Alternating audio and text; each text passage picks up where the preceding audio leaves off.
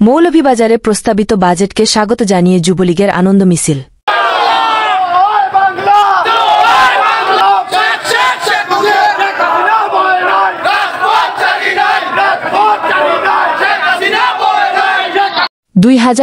থেকে 2025 অর্থবছরের জাতীয় বাজেটকে স্বাগত জানিয়ে মৌলভীবাজারে আনন্দ মিছিল করেছেন জেলা যুবলীগের নেতাকর্মীরা।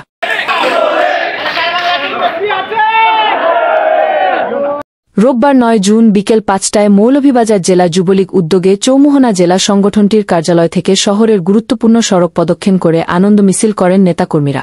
বাংলাদেশ আওয়ামী যুবলীগের চেয়ারম্যান শেখ ফজলে শামস পরশ ও সাধারণ সম্পাদক মোহাম্মদ মাইনুল হোসেন খান নিখিল এমপি এর নির্দেশে এ আনন্দ মিছিল অনুষ্ঠিত হয়েছে বলে জানিয়েছে নেতৃবৃন্দ।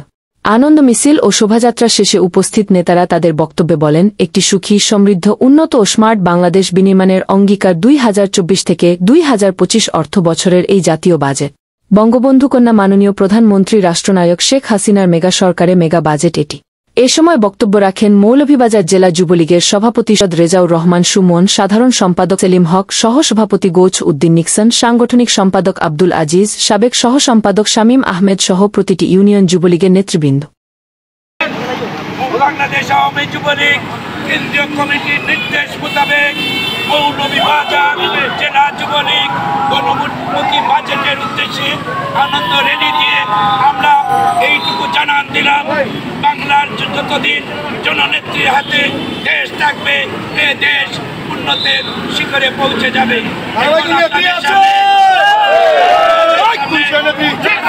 বক্তব্য রাখবেন মৌলভীবাজার জেলা যুবলীগের সুযোগ্য সভাপতি, অত্যন্ত পরিশ্রমী রাজনীতি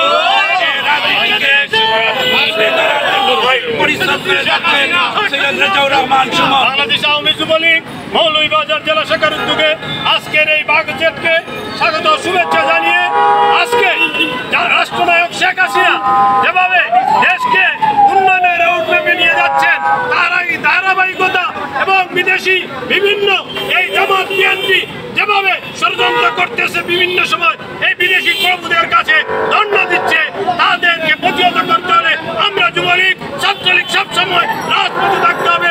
আজকের মিছিলের কাজ এখানেই শেষ করছি। পরিশেষে একটি কথা বলতে চাই, আগামী 23 জুন বাংলাদেশ আওয়ামী লীগের প্রতিষ্ঠা বার্ষিকী সকাল 11টার সময় শহীদ মিনারে আপনারা সবাই উপস্থিত থাকবেন। এই বলে আজকের সবার কাজ এখানেই শেষ করছি। জয় বাংলা।